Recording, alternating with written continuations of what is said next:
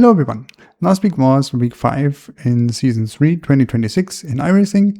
I was racing IMSA with the Mercedes AMG GT3 in Interlagos and the Formula 4 fixed series on Spa. Here's how those two races went.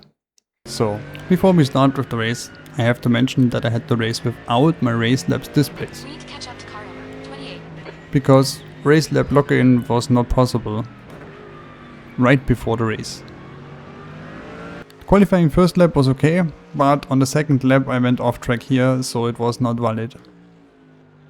Start phase was not so good because I was driving way behind because the guys in front of us were going on the throttle very early. After the first corners, the first incident happened and almost had me crashed, and then this guy drove right into my racing line, so I had to bump him off accidentally. And then at the start of the second lap, I don't know what this guy was doing, but this cost me my next 4 incident points. And here you can see what happens if you brake too late. And then they started to overtake me because they were just way too fast. And then I realized that all the other drivers were pretty faster than me, so I had to drive behind the field most of the race. And if that's not enough, the first dive bombs happens, so no chance to defend. And right after that, the first blue flags happened. Clear right. And it's an IMSA race, so the next blue flag came. Car left. And the blue flag's important later on in the race with one particular guy. And here you can see how you are not handling blue flags. But at this point I was really realizing that I will not gain any more positions because all of the other drivers are really fast. But then, luckily for me, an incident happened, so I gained a position. And on this race, the pit stop worked. Not as in the last I drove by my pit stop spot. After everyone did his pit stop, I was still around 20-21. But then, from time to time, I gained a little bit on the car in front of me. And I also tried to attack him. But this guy was defending really hard and really unfair, so I had to stay behind him.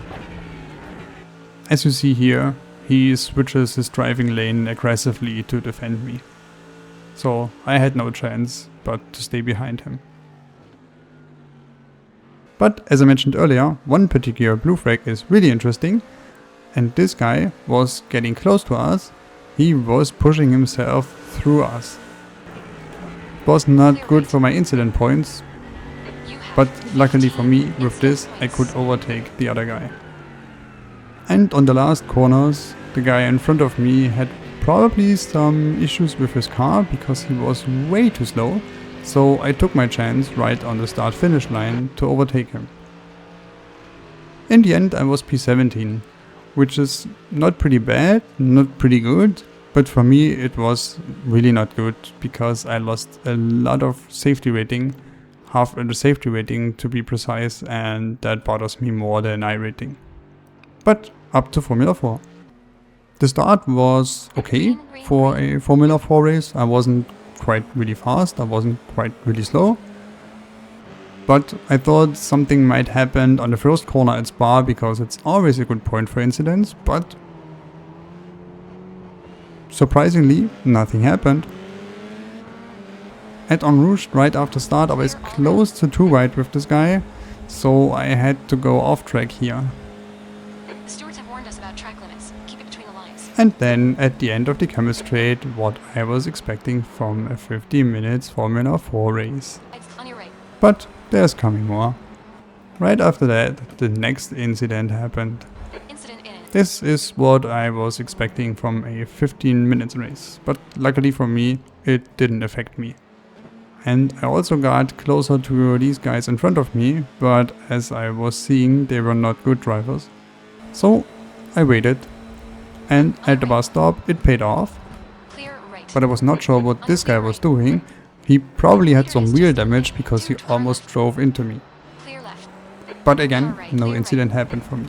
And then later in the race, this guy was just driving normally, as unexpectedly another driver just spawned right in front of him. He crashed into him, and I'm not sure if he was doing it on purpose or not, but then he was just parking here, right before the finish line. But then I came around expecting nothing, and then, whoa, just saw someone parking there. And then the next incident happened, so one more position to gain, and with this I had a better exit than the guy in front of me. So I was getting closer to him, and I thought, okay, if I get close enough, I might have a shot. And I tried to overtake him through Blanchiment side by side on the inside. But because I had the inside, I had to lift off the throttle not to crash into him, and then he drove away. And in the last lap I thought I might have a chance on him again, but luckily for us, the guy in front of us was slower, so gained one more position, on to P10. And again, I had a better exit than him, and up to Blanchiment I tried this time to overtake him on the outside, but I had to go way off track to not lose too much speed, so side by side into the bus stop, but he was braking later and then had the better exit. So I didn't overtake him in the end, but P10 for the first Formula 4 race in like quite a long time, it's really a good result for me.